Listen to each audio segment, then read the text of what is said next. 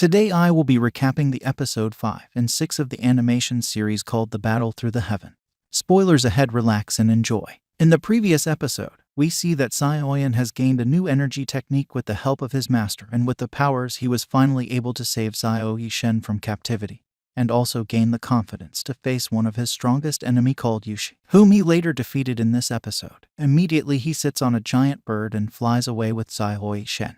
Episode 5 begins when we still see Xiao and Xiao Yishen flying on a giant bird. After a long journey, they both landed on a beautiful house, where they are going to stay for a while. Xiao discovers that Xiao Yishen is a poison professional and she normally comes to this place to collect herbs. They both decided to live in the apartment for a while, because Xiao Yishen wants to collect some important herbs, while Xiao could use this place to train for future purposes. They are both having a conversation, and it is revealed that Xiao Yishen has feelings for him. She tries to let him know in a romantic way, but Xiao did not understand the signs, but only thinking of her as a friend. After some moments together, Xiao devours the food that Xiao Yishen made herself. Xiao really loves the food so much and compliments her about how good she is at cooking. Something strange happens as Xiao Yishen almost faints to the ground. Xiao wants to know if she's okay, but she replies saying it's nothing.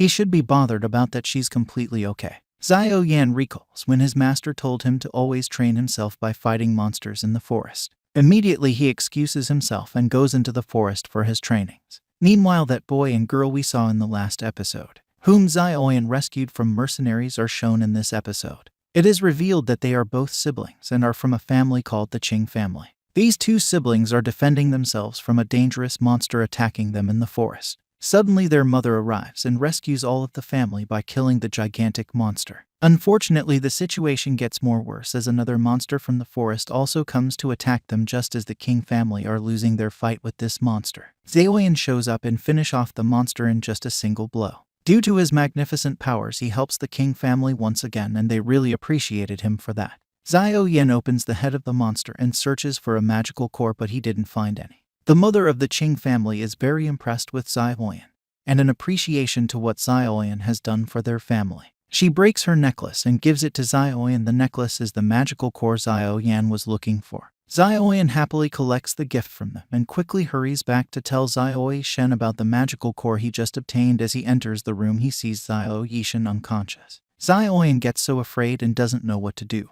He desperately summons his mysterious master to know what might be wrong with her. His master tells him that she has a poisonous body. This means someone gave her little amount of poison to increase her powers during her childhood. But this has a really critical side effects that normally makes her faint, with a very big possibility that she might die. Xiao remembers when she collapsed in front of him, she was already showing the signs of the disease. Xiao becomes so worried about her condition and couldn't even sleep for a single moment in the night. He sits and watches her every second, waiting for her to wake up. When she finally wakes up in the middle of the night, Xiao comforts her by promising that he will never allow anything to happen to her no matter what, and he is going to be searching for the cure for the disease she's suffering from.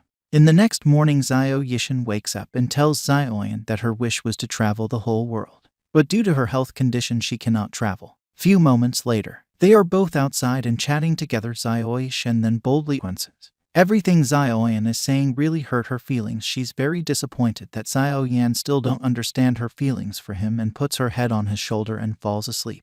After a while, Xiao comes back from the forest as usual after killing a monster and searches for Xie Yesen, but she's nowhere to be found. He later finds a letter Xiao Yishen left for him, and he reads it. Xie Yesen tells him in the letter that she does not want to be a burden on Xiao, and if he keeps looking after her, he will not have the time to practice and live his own life. That is exactly the reason she left, and shockingly for Xiao. Xiao Yishen also confesses her love for him in the letter. After going through the letter, Xiao feels so depressed and stupid for not realizing that she really has feelings for him. Xiao cries and promises himself that whenever he meets with her again, he must surely have the cure with him to heal her from her sickness. And that was how this episode ended. Episode 6 begins as we see Xiao, who is so motivated to train harder, so he will reach a new energy level called the No Y energy. But to get that kind of energy level, he has to find more fire cores that will help him do that, and in order to find them, he has to travel to the core desert. But to gain entrance to the desert, he must fly using a unique kind of animal in the dynasty called the Hai, but these flying creatures can be seen only in the Black Rock City. So he makes up his mind to find the Black Rock City so he can find the animal. materials. His master instructs him to go to the alchemist organization, because Xiao Yan might find any useful materials in there. Fortunately, due to all the training Xiao Yan has been doing with his master, it already helped him into becoming a professional alchemist, and he also has the skills in producing medicines.